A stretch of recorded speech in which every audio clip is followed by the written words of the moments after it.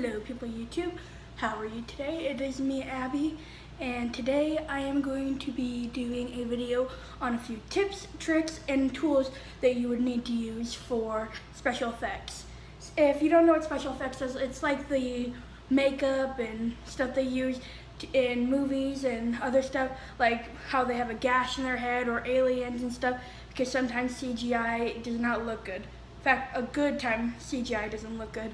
So I'm here to tell you because I've been doing special effects now for about 2-3 years, and I am still continuing to learn, but this is for like the beginners and stuff who are just getting into special effects, because it's hard to find stuff to use and what to use to make good special effects. Let's get started.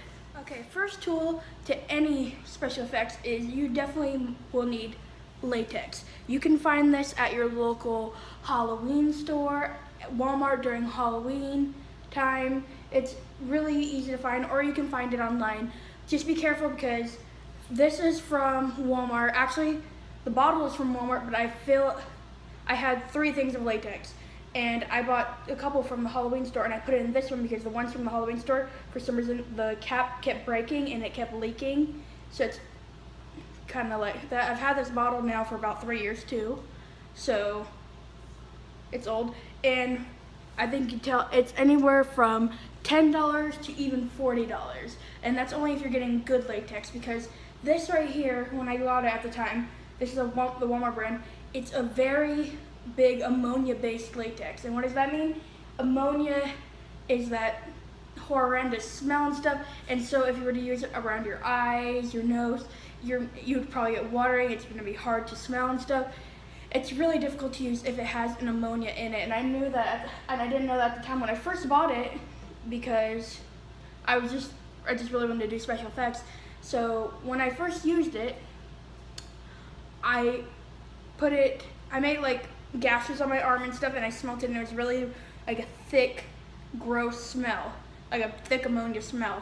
And that's stuff like the $10 bottle set, but if you go anywhere from the $20 to $40, which is the stuff in here now, it has rather less of an ammonia smell, so it's easier to use, or it has no ammonia at all, and it's definitely easier to use. So it's also about investment. Like, say if you're a beginner and you don't have a lot of money, you might just have to stick with it and try to work with the smell and stuff, only if you're using it around your eyes and nose and stuff. So yep. Next thing is definitely blood. If you're gonna do any kind of special effects with gore and stuff, or like an injury, you definitely need some kind of blood. This is vampire blood right here, but I also have several different types of blood, which is scab blood, dark blood, and clotted blood, which are just different types of blood.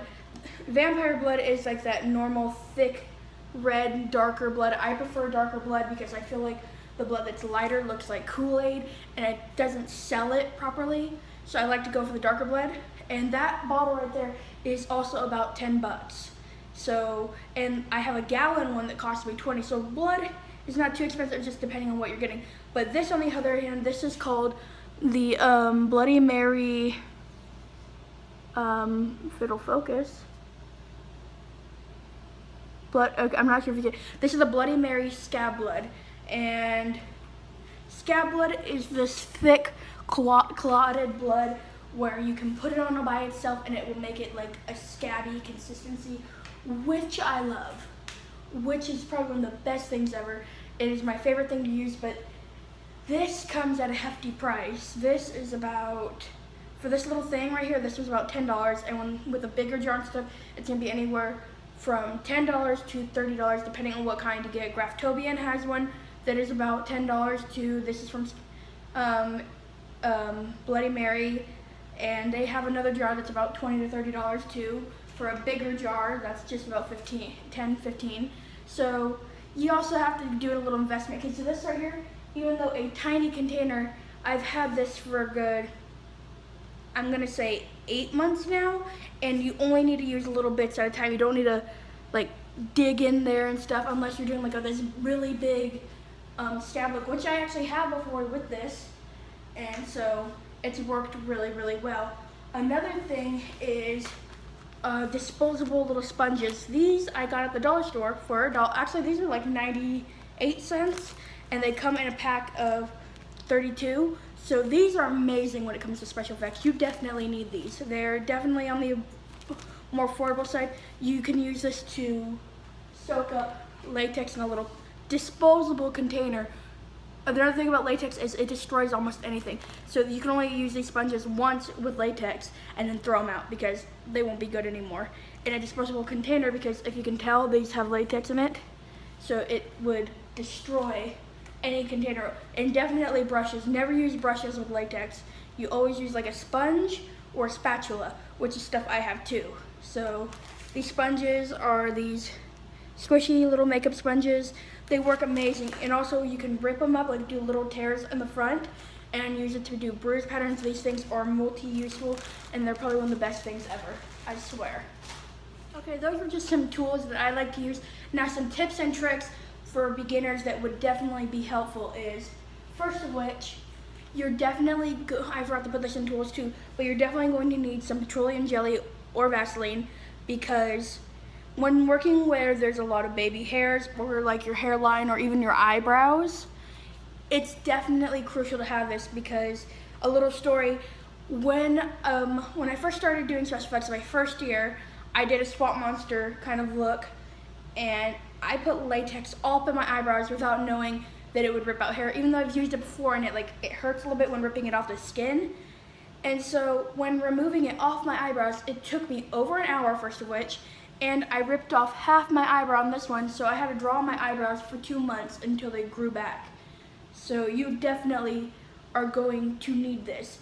Put a little bit up in your eyebrows, your hairline, if you're going to be working there. This stuff is crucial. It's not expensive at all. You can get this at the dollar store for $1, so it works really, really well. Another thing is, say you want to create some kind of burn or big old rough like scab marks and stuff, and you don't have scab blood. Another thing that would work is coffee grounds, which is something I've learned from people who have done special effects on YouTube, and it's definitely great because these coffee grounds I got from my teacher because she wanted the cans but not the coffee grounds. So she was throwing them away, and I'm like, can I have them?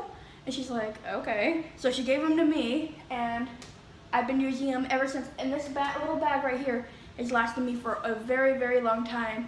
Something you need to know is some people, when they like to do burns, they like to do toilet paper, they like to do coffee grounds or cotton balls.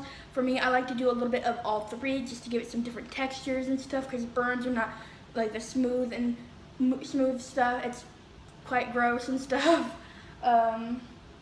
And a lot of people like to mix their coffee grounds in latex. I personally don't like to do that. I like to sprinkle it onto my skin and then put a little bit of latex on top, and it gives like this beautiful look, and also adds like a brown color to it, so you don't have to add too much brown when painting it.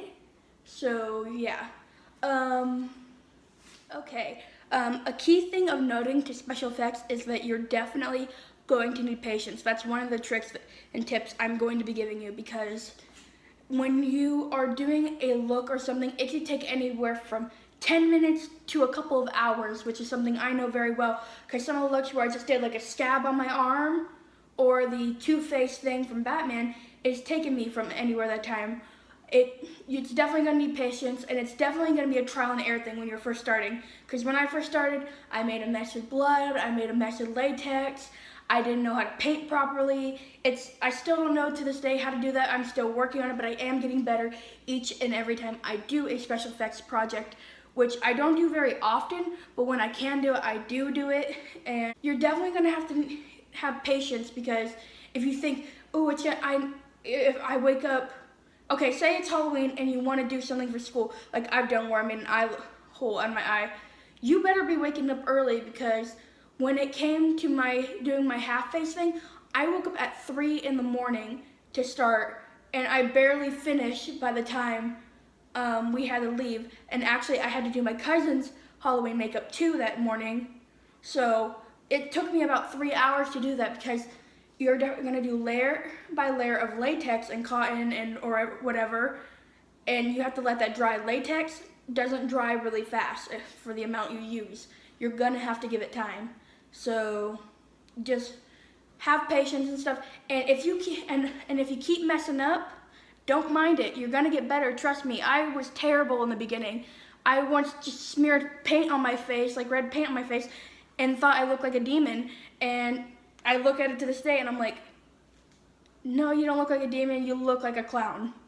So it is all about trial and error, but that's also with makeup in general. Like, this isn't my best work I've ever done, but it's not bad too. Like, I have days where I do really, really good makeup, and other days where my makeup doesn't want to work with me. It's all about that. It happens like crazy.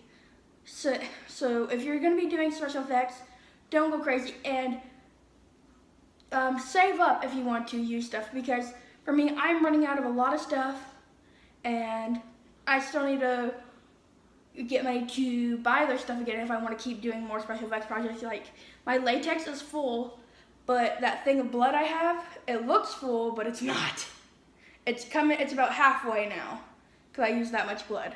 And also my scab blood is almost out, so I'm going to have to buy that again, and that's about $30+ right there. So if you want to do special effects, save up too. That's all I'm going to be telling you. Now let's go look at my special effects drawer and stuff. Special effects drawer and cabinet. In here I have some those like little swap like makeup sponges, some spirit gum and latex, a zipper and a cork, some teeth. These are nails. These are some paints, rhinestones, some more tools and stuff, and a bunch of crap. And then here's just a cork. And I also have some brushes right here. And here's where everything is.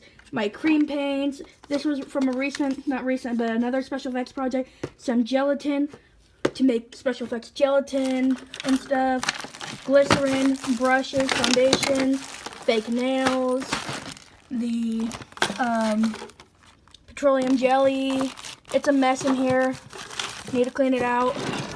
And underneath we have another thing where more brushes, more cream paints, more blood, spatulas, that gallon of fake blood, which I haven't gotten to yet, the coffee grounds. This is all of my special effects makeup, and the cotton balls in there too. So this is my little special effects drawer, and also where I keep some random crap. Well, I hope you enjoyed this video and you got something out of it. Remember to leave a like, comment down below, and subscribe. What will I do next? You have to let me know. Hope you guys have a wonderful day. Bye!